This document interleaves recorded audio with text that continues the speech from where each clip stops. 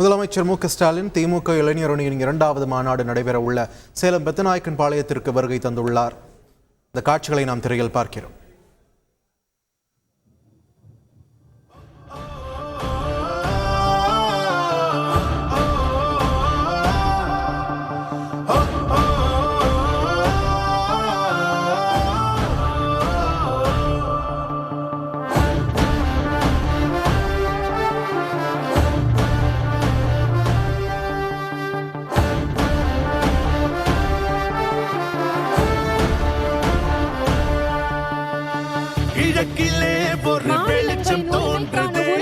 குரலாக கழக இளைஞரணியின் மாபெரும் முழக்கம் ஒலிக்க உள்ளது. இதோ நம் மாண்புமிகு தமிழ்நாடு முதலமைச்சர் அவர்கள் வருகை தந்துள்ளார்கள். மாண்புமிகு தமிழ்நாடு முதலமைச்சர் அவர்களுக்கு சிறப்பான வரவேற்பு அளிக்கப்படுகிறது.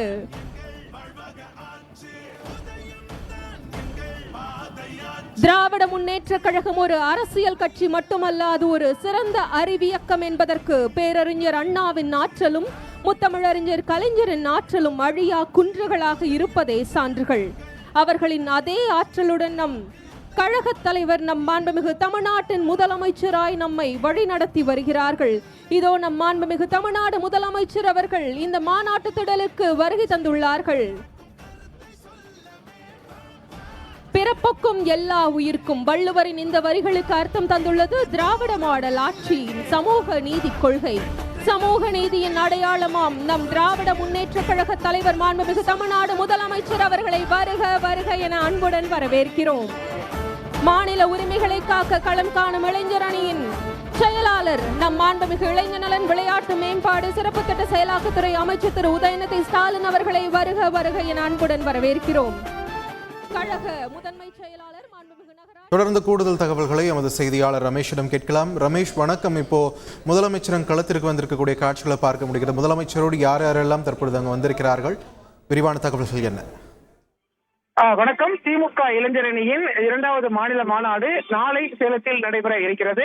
மாநாட்டை ஒட்டி இன்றைய தினம் பல்வேறு நிகழ்ச்சிகளுக்கு திமுக இளைஞரணி ஏற்பாடு செய்யப்பட்டிருக்கிறது. அந்த நிகழ்ச்சியில் பங்கேற்பதற்காக திமுக தலைவரும் முதலமைச்சருமான திரு மு க ஸ்டாலின் சேலம் வந்துவிட்ட நிலையில் இப்போது மாநாடு நடக்கக்கூடிய அரங்கத்திற்குள் முதல்வர் வருகை தந்திருக்கிறார். மாநாட்டு அரங்கத்திற்கு நேரில் வருகை தந்த முதல்வரை திமுகவின் முக்கிய நிர்வாகிகள், திமுகவின் இளைஞரணி நிர்வாகிகள் வரவேற்று மாநாட்டு அரங்கத்திற்குள் அழைத்து வருகிறார்கள். இன்றைய தினத்தை பொறுத்த வரைக்கும் 3 நிகழ்வுகள் இளைஞரணி மாநாடு அரங்கத்திற்குள் நடைபெற இருக்கிறது. முதல் நிகழ்வாக இளைஞரணி மாநாட்டை ஒட்டி கடந்த 2 நாட்களுக்கு முன்பு சென்னையில் இருந்து சேலம் வரை மாநாட்டு சுடர் தீபம் என்பது ஒரு பேரணியாக வந்தது.